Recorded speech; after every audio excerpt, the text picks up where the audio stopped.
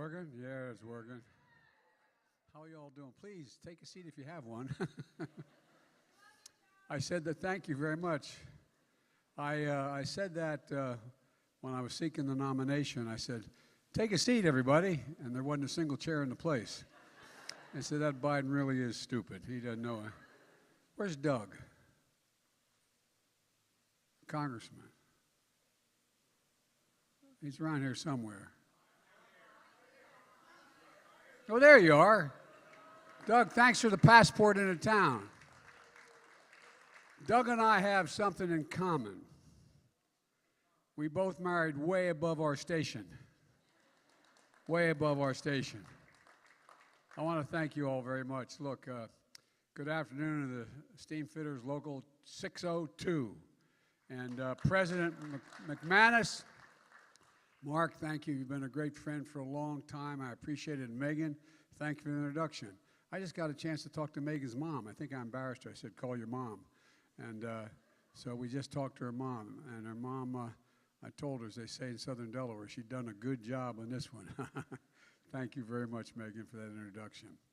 You're learning what so many others have found, that a career in the trades means a lot of stability, but also challenging work and a chance to be part of a strong community.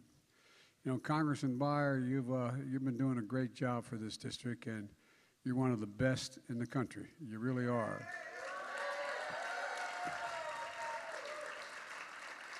I don't want to ruin his reputation, but we vote a lot alike. And thank you, County Chairman McKay, for joining us, and thanks for the passport into town. Look, we've got a lot to do. We've achieved a lot because of all of you in this room and other rooms around the country. And but I'd like to look ahead at what's to come, what we're going to be doing. Just this morning, we got some very good news about the American economy.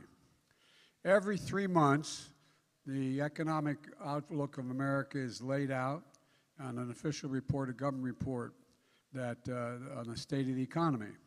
It came out today, this morning, and I'm not sure, and I mean this sincerely, the news could have been any better. Economic growth is up, stronger than expert expected at 2.9%. We're growing. Jobs are the highest in American number and the highest in American history. And wages are up, and they're growing faster than inflation. Over the past 6 months, inflation has gone down every month, and God willing, will continue to do that. Manufacturing jobs continue to go up stronger than any time in the last 40 years. And I don't think it's unfair to say that this is all evidence that the Biden economic plan, because y'all, is actually working. It's working. It really is. And there's no question. By the way, if my mother were here, she would have had me say at the outset, I apologize for my back when I'm speaking to y'all. I'm sorry. But look, we're moving in the right direction. Now we've got to protect those gains. We've got to protect those gains that our policies have generated. Protect them from the MAGA Republicans in the House of Representatives who are threatening to destroy this progress. Look, you know, this ain't your father's Republican Party. This is a different breed of cat, as they say. You know, it's hard as it is to believe. They want to pass legislation to do the following things. I've been saying this, no one believed it until I start to introduce this stuff. They want to raise your gas prices.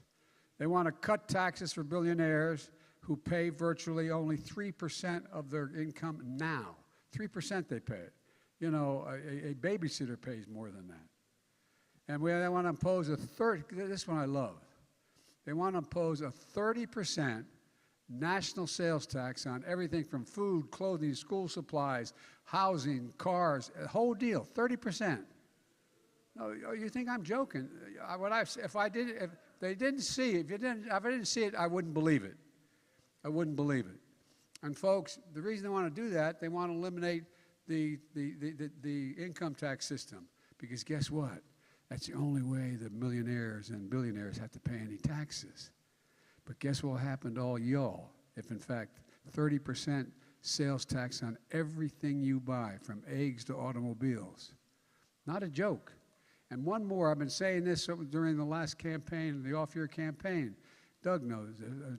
Look, here's the deal. You got to cut your they want to cut your Social Security and Medicare.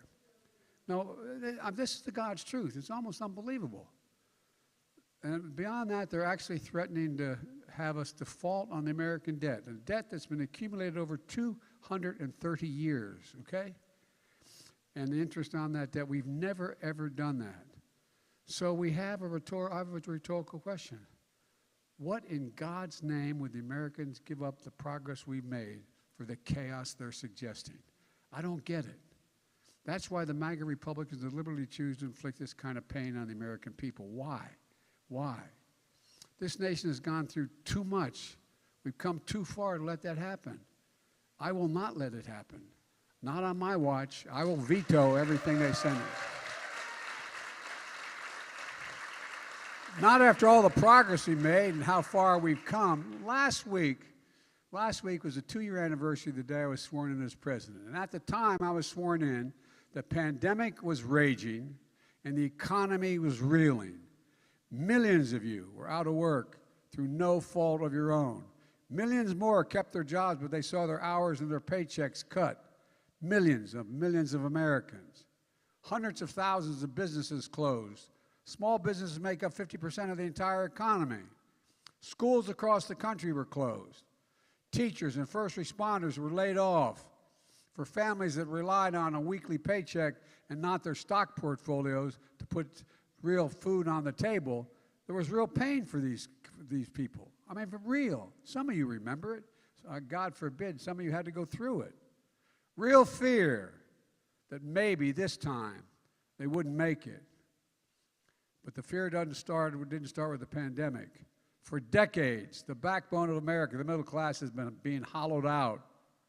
Too many good-paying jobs in manufacturing were moved overseas by corporate America. Why? Because labor was cheaper. We're changing the dynamic, by the way. We're sending product overseas and jobs to America. That's how we're doing it. But think about it, folks. When jobs moved overseas, factories at home closed down. Once thriving cities and towns became shadows of what they used to be. As they were hollowed out, something else was lost. Pride. Pride and a sense of self-worth if you lived in those towns and places. The so-called effects of trickle-down economics and the policies of my predecessor. You know, they view the world from Park Avenue. I view it where the wealthy, in fact, you get, and if everything works well for them, all that's going to trickle down and help the rest of us. Well, I come from a background where that never worked.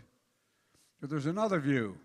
There's another view, one that I hold, and the folks from Springfield or cities where I was born in Scranton, Pennsylvania, where I grew up in Claymont, Delaware, or thousands of cities like them. The view that says the backbone of America are the people who get every morning, put on their shoes, and go to work and make a living. Folks, I've said it many times, Wall Street did not build America. The middle class built America. And unions built the middle class. Unions. Not labor, unions built the middle class. And I ran for president, my word, to build the economy from the bottom up and the middle out. Because when you do that, the poor have a chance to climb up a ladder. The middle class do well, and the wealthy still do very well. There's never been a time when the middle class is doing well, the wealthy didn't do well. So folks, look, my dad used to have an expression. He'd say, Joey, a job's about, I give him my word to this, a job's about a lot more than a paycheck. It's about your dignity. It's about respect. It's about being able to look your kid in the eye and say, honey, it's going to be okay, and mean it. First major piece of legislation we passed without a single vote from the other team when I got elected was the American Rescue Plan. Why? Because tax bases were way down. Cities and counties didn't have enough money to keep things going. So what did we do? We gave states and local governments the money they needed to keep cops on the beat, firefighters in the fire hall, first responders on the job, teachers in the classroom, nurses in the clinics and hospitals. Literally, they would have to have fired tens of thousands had we not provided the means for that. Back then, only 3.5 million people even had their first vaccination. because the other guy and the other team didn't think it mattered a whole lot. Now we have fully vaccinated 230 million Americans. We've also reduced the cost of health insurance for average Americans as well. We passed the bipartisan infrastructure plan. We did get some Republican votes to get that done. An infrastructure plan larger than anything except Eisenhower's National Highway Bill over 60 years ago. A once-in-a-generation of putting once-in-a-generation opportunity to put Americans back to work. You can't be the #1 economy or the strongest economy in the world without the best infrastructure in the world. It's not possible. You don't have the best trains, planes, airports, and the like. You can't do it. You all know it better than anybody because you're the ones making it happen. But think about it, not a joke. Last year, we funded 700,000 major construction projects. 700,000 all across America. From highways to airports to bridges to tunnels to broadband. By the end of this year, that's going to be more than 20,000 projects. Big and small, cities, east, west, north, and south, all part of it. Major projects like the bridge between Kentucky and Ohio. My friend Mitch McConnell and I announced last month, the Brent Smith Bridge was built 60 years ago, had to close down several times for repairs and causing havoc across the Ohio River. It was badly needed repair. We're finally be able to commit over $1 billion to fix that bridge and build another alongside it. That bridge carries every single day $2 billion worth of freight. Let me say that right. Right now it carries $2 billion worth of freight every single day from Florida to Canada. It's a major part of our economy, not just in the Midwest, but across the country. Folks have been talking about fixing that bridge for decades, but we're getting it done now because of that bill. And next week, I'm visiting Baltimore and New York. We're going to replace a 150-year-old tunnel, the Baltimore-Potomac Tunnel under the Potomac River, which will allow rail traffic to move up and down the East Coast. I'm probably the only non-rail guy who's walked that tunnel. No, I'm not joking. Last time I walked it, they still had lights that were on a string hanging down, leaks in the roof. Folks, 150 years old. Nothing's been done to it. Everything has to slow down. And there's a great worry that part of it could collapse. But folks, nothing's happened. We're going to build a new tunnel. And between New York and New Jersey as well, replacing the tunnel is also in desperate need of repair. This is going to cut commute times, improve safety, make travel more reliable for 200,000 people making trips through that tunnel every single solitary day. And that's not all. You all are doing it already. We're going to replace the poisonous lead pipes like you read about so much and what you're doing.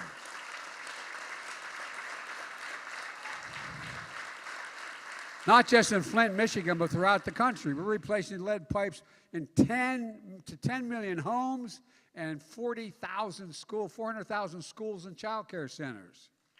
So every child in America can turn on a faucet at home and drink clean water without fear of damage to their brain or something else happening to them. Think about that.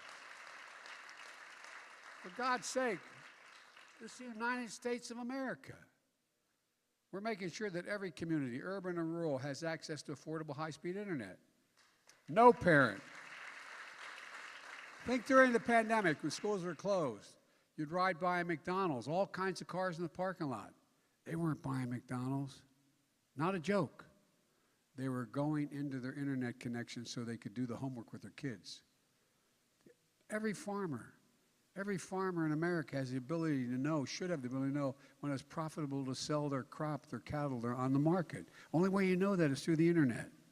It's a big deal. We can't have people afford to go without internet, affordable internet. Investing in infrastructure is about creating tens of thousands of new jobs that everyone can access, regardless of whether you have a college degree or not.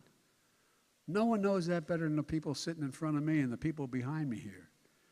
You're the reason, by the way, if all of a sudden all the investment bankers stop working, nothing. You all quit, America comes to a standstill. Not a joke, think about it. Think about it. Think about it. Imagine if the IBW decided to go on strike. Not a joke, what happens? You're not only important, you're the backbone of this country. You're the no, I'm not trying to be nice. And by the way, in case you're wondering, I've been saying this for the last 400 years I've been in office. And so folks, look, it's about investing in America and reinvesting in places that have been forgotten. Seeing communities all over America, not just in the coast, but all over America reborn. When we do that, not only will we increase safety and security, we'll create thousands upon thousands of good-paying jobs. We'll be able to bring pride back to those communities that were once so proud. So how many times how many people do you know of relatives around the country where their kids go to a decent school, they graduate from high school, and they go up, Mom, I got to move. There's no jobs here. There's not any exaggeration at all. There's no jobs here, Mom, I got to move. From the towns and cities that don't have to talk to their parents about this anymore, about having to leave home so they can get a decent job.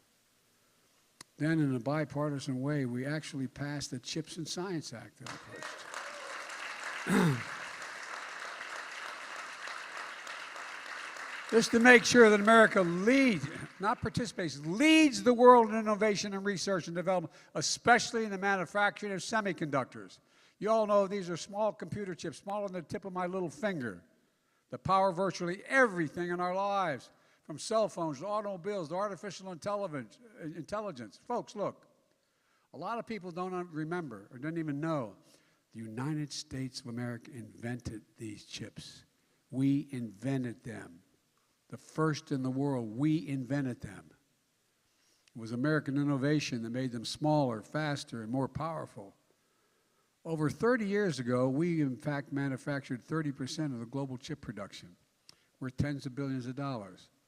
But today, we produce only 10%. 10%. Instead of the supply chain for these chips starting in the United States, it starts in countries we couldn't rely on. Look what happened during the pandemic. When overseas factories that make these chips shut down, automakers literally shut down the production lines. Fewer cars were made. Workers on the shop floor were laid off. 1/3 of the core of inflation in 2021 was because of the price of automobiles grew so much because you could not have the 3,000 chips needed to make the system work. Producing fewer cars because of the shortage of semiconductors. One car needs, I said 3,000, 300 of these chips. We can't ever be in a position where American auto manufacturers can't make cars because we don't make chips in America. So I made a decision, and I was very blunt about it. It's caused some stir around the world, not just here.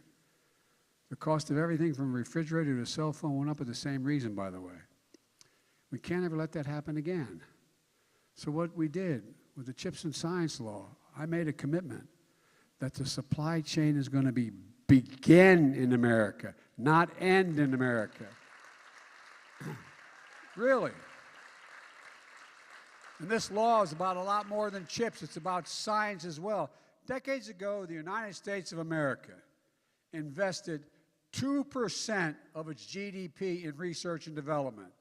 2% of the billions of dollars of the GDP we invested in research and development. You know what we do today? Less than 0.7%. We used to rank #1 in the world in research and development. We have the best universities, the best minds in the world. We stop investing in ourselves. Guess what? We now rank 9 in the world from #1. China, a decade ago, was #8 in the world. Now it's #2 in the world. And countries are closing on us fast. The CHIPS and Science Act, I finally convinced our friends to let them know they'll allow us to reclaim our leadership in the world. Companies from home and abroad around the world have announced more than $300 billion in investments in American manufacturing that includes computer chips, manufacturing, science. Look, you know, I asked one of the major investors in the United States of America, happened to be a Korean country, a South Korean company. They're investing billions of dollars. I said, why the United States? To the CEO when I was in Korea. He said, because you're the single best workers in the world and you're the most reliable nation in the world. I swear to God.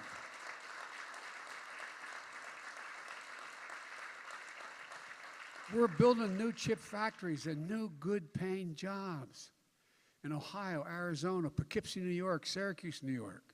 Let me give you an example. In Ohio, Intel is investing $20 billion. More than half of it will go to construction of a state-of-the-art semiconductor factories, to creating 7,000 prevailing wage construction jobs. 7,000. By the way, the deal I said, you come, you pay prevailing wage. You pay prevailing wage.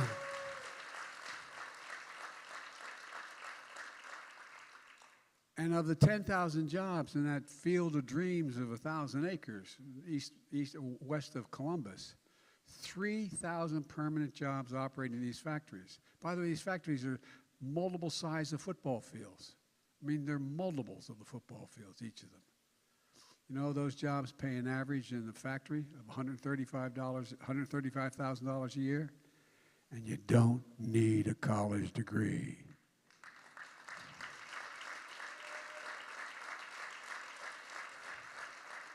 We didn't stop there. We then passed the Inflation Reduction Act. We're trying for years to give Medicare the power to negotiate prescription drug costs. You pay in your taxes billions of dollars into Medicare so they can help. Well, guess what? We pay the highest prescription drug prices of any country in the world. Let me say it again. The highest of any country in the world, because other countries don't allow that to happen.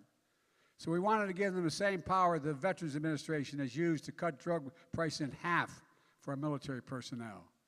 Big Pharma is always able to stop us. I've been trying this for over 30 years when I was in the Senate as well. But we finally got it done. And thank you, pal. Thank you, thank you, thank you. So you know what we've done? We said, by the way, the vast majority of the medicines and the prescriptions they, in fact, invent are because of federal investment, federal research, federal development, your tax dollars, your tax dollars. They do good work, but your tax dollars get them off the ground. Well, here's the deal. We put a cap, and it's now in effect, as of January 1, of $2,000 a year on prescription drug costs for seniors, even if their drugs cost $10,000, $12,000, or $14,000 a year, as some cancer drugs do. They pay no more than $2,000 a year.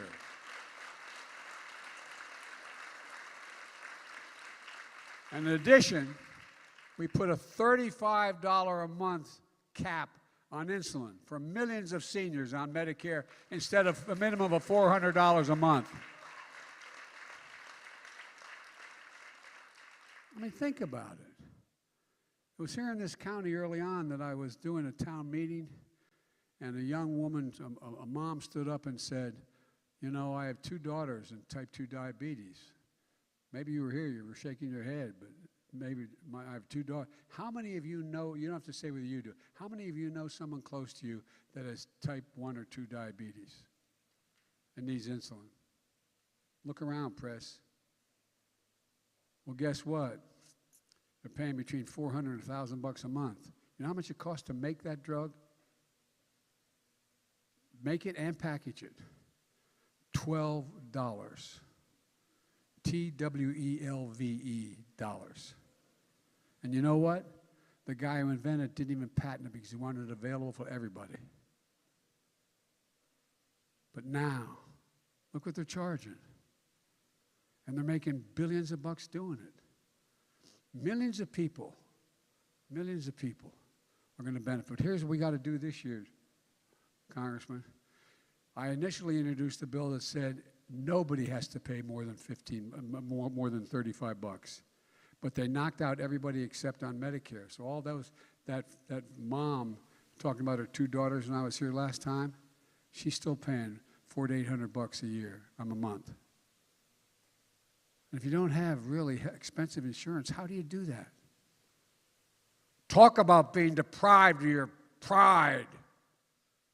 Look at your child. Your child, you know, needs it, and you can't afford. Do what you know they need to be sure they can continue to live. It's wrong. It's wrong. So we got to get it done for everybody this year. For everybody.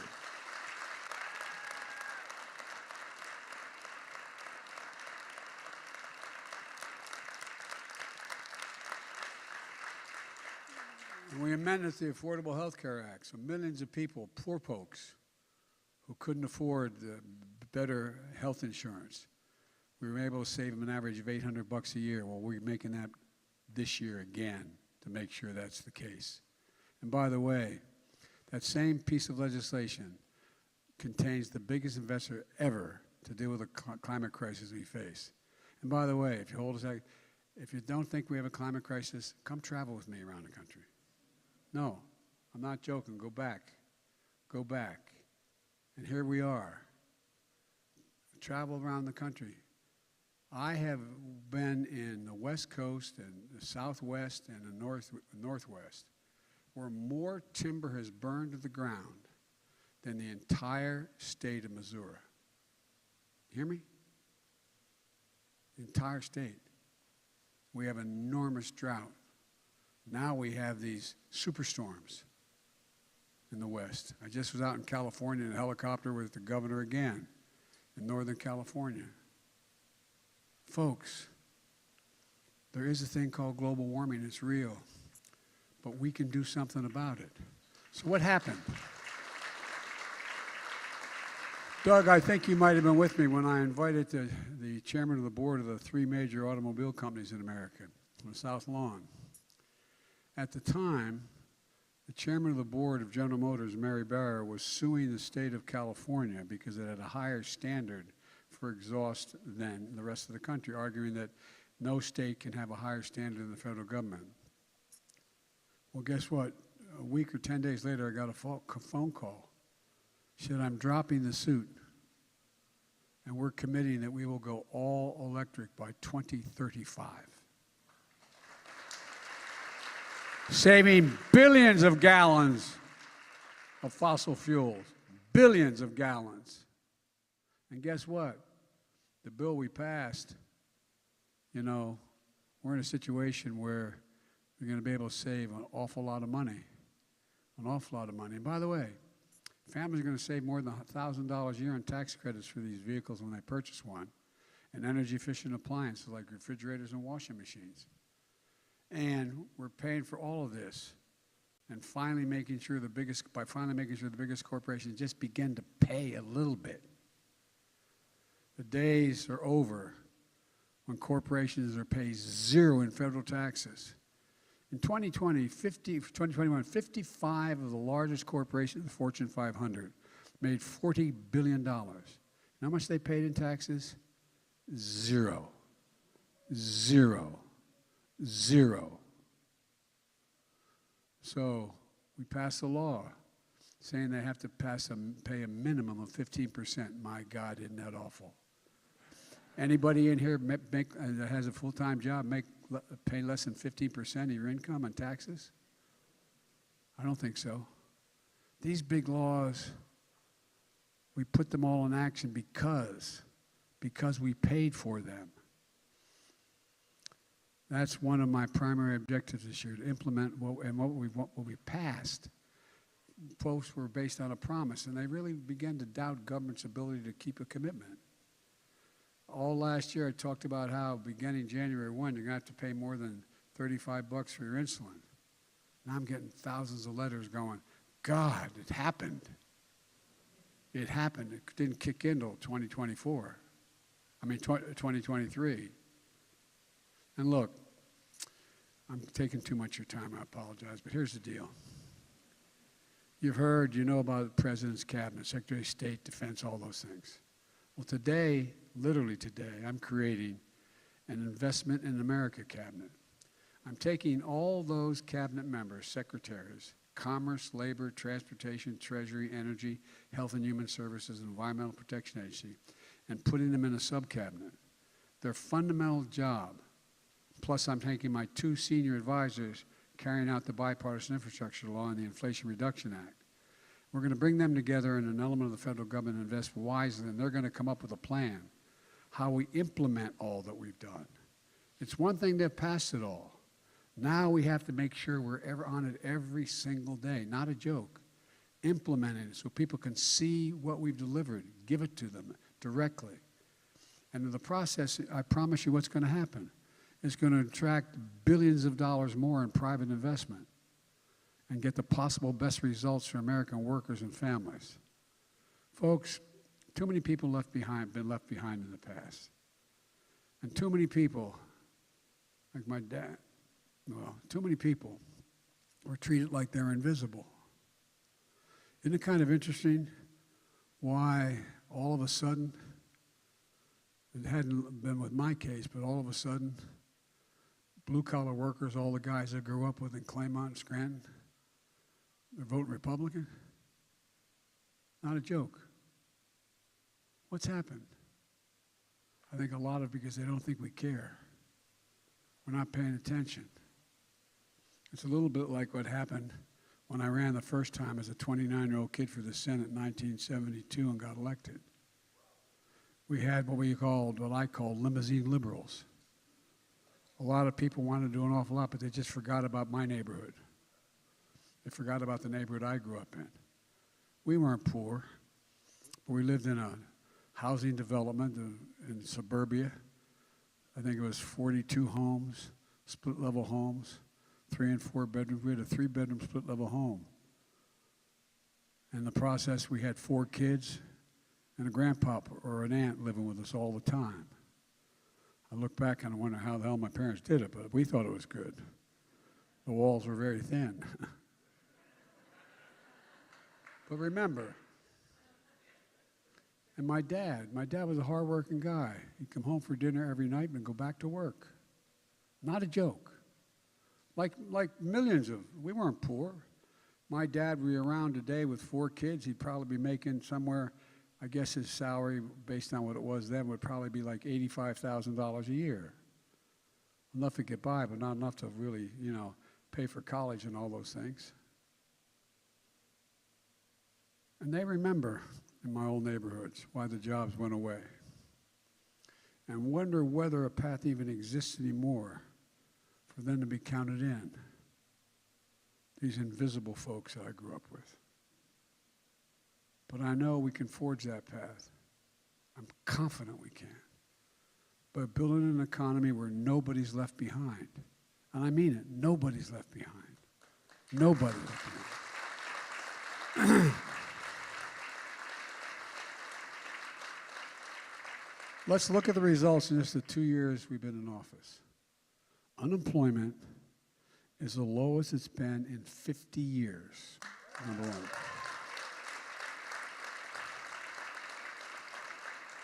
The first 2 years of my administration, we've had the strongest years of job growth ever in American history, on record. We created nearly 11 million jobs, including 750,000 manufacturing jobs. Where in the hell is it written that says America can't lead the world in manufacturing again? Where is that written? I don't know where it's written. And it's not going to be on my watch. Ladies and gentlemen, you see I'm getting criticized internationally for my focusing too much in America. The hell with that. This is real serious. The supply chain is going to start here. Those nations that are democracies, they'll be able to benefit from what we're doing, and we'll make sure they have that supply chain done end with us. The unemployment rate is near record lows for Black and Hispanic workers, and the lowest ever recorded for people with disabilities, the lowest ever in history. And over the last 2 years, more than 10 million people have applied to start a small business. That's more than any 2 years in all of recorded American history. And every time someone starts a small business, it's an act of hope. It's an act of hope. That's what we're seeing in these record numbers that we're breaking now. Hope. Hope. We're also seeing American families breathe a little easier again. More American families have health insurance today than any time in American history. Fewer families are facing foreclosure or evictions than before the pandemic. And inflation has fallen every month for the last 6 months, while take-home pay for workers has gone up. We got more work to do. I'm not saying it's over. Meanwhile, as I said, we got good news this morning. In the last quarter of 2022, the economy grew 2.9%. Last summer, plenty of Wall Street analysts were saying that by the end of the year, there'd be a recession. They've been telling me since I got elected we're going to be in a recession. Every time we've gotten better. Well, it turns out, thank God, they were wrong. So there's another group, the House Republican leadership. As I said, it's not your father's Republican Party. It's a different breed of cat. I call them extreme MAGA Republicans. Not all Republicans are there, but a distinct minority of 30 to 40% of them. As I said, they seem determined to be the party of chaos and catastrophe. Look, I'm ready to work with Republicans that I've demonstrated to the chagrin sometimes of my Democratic friends who want to make progress for the American people. I'm ready to compromise if there's something good we want to deal with. But like many Americans, I was disappointed to see what the very first bill the new House of Representatives passed along party lines added $114 billion to the deficit, reducing taxes on the wealthy. They campaigned on inflation. They didn't say if elected they planned to make it worse. MAGA Republicans introduced another bill. It's hard to believe. Check it out. As we used to say early on, Google it. Blocking action to help lower gas prices, to help consumers. And now these MAGA Republicans have introduced another bill. It's going to eliminate the IRS, going to eliminate it completely. The only guys who can go in and look at the complicated tax returns that people have, and replace the IRS, which would be nice, no taxes, right? Except with a 30% national sales tax and everything from if you buy a home to a car to eggs. Who do you think pays for that? Who do you think is going to get ripped off? That's right. They want to raise taxes on working and middle-class people in America by passing a national sales tax, taxing every item from groceries, gasoline, clothing, supplies, medicine, even big-ticket items like rent and cars. 30% sales tax on all of those issues, all those pieces. Do you think, and by the way, I thought I heard today, Don, that the Speaker of the House says he's not sure he's for it now. Bless me, Father, for he has sinned. I tell you, there is redemption. The Republican Speaker says he's not so sure he's for it. Look, do they think this is going to help with inflation? In the process, cutting taxes on the wealthiest? You got to be kidding me. What in God's name is this all about? Look, that's how they're starting this new term. Cutting taxes on billionaires, raising taxes on middle-class families, and making inflation worse, for real. And let me be clear. If any of these bills somehow got past the House and the Senate, I will veto them.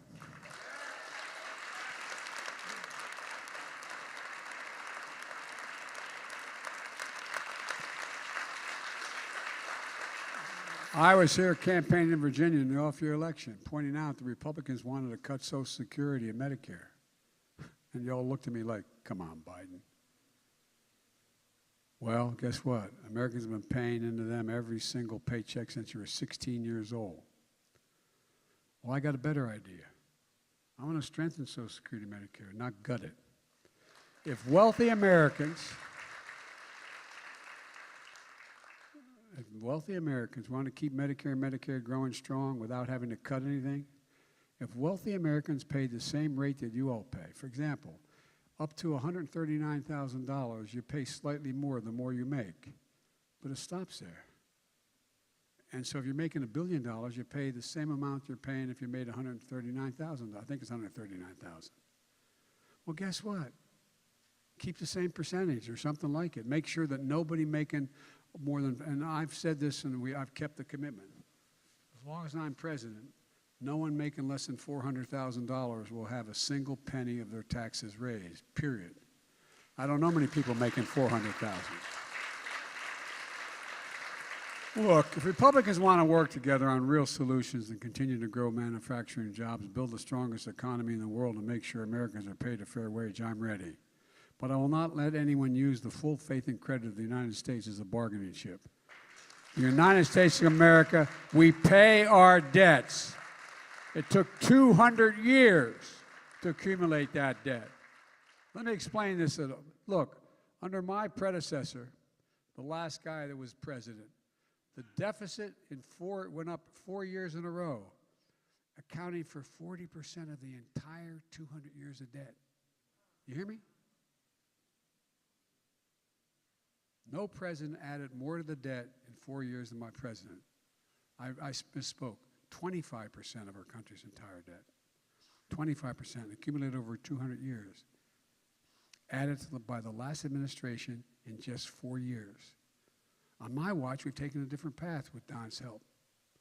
As a result, the last 2 years, my administration, we cut the deficit by $1.7 trillion. The largest reduction in debt in American history. While doing all the things I just said, we paid for it all. And the very notion that we would default on the safest, most respected debt in the world is mind-boggling. I'm not going to get into the reckless threats and take the economy hostage in order to force an agenda that's going to only limit American workers and weaken us internationally. I won't let that happen. So let me close with this. We have more work to do, but we're on the right track. We're on the right track.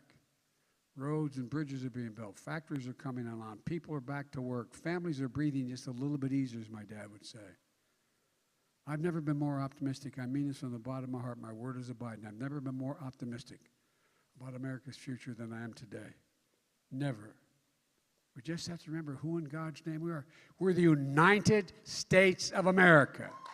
And nothing is beyond our capacity if we work together. We've never failed to accomplish a goal we've set.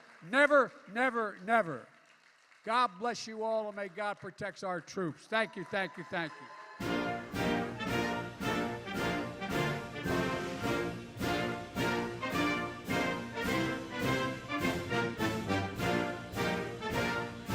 Folks, apparently there's a train that has to get through here in 15 minutes, and on the way back. And the worst part of all is, if I don't, they'll wait for me, and that's the last thing I'm going to do, is keep the train from going through. And so, folks, that's going to be quick. I'd ordinarily, as you know, you're probably happy I'm not, jump in the crowd with you all and find out what's on your minds. But I can't do it right now because of that train. Now, it's real. You're not kidding these guys. Because if you are, you're fired. So, folks, thank you, thank you, thank you. Keep doing what you're doing. And remember, it ain't labor, it's union. Union.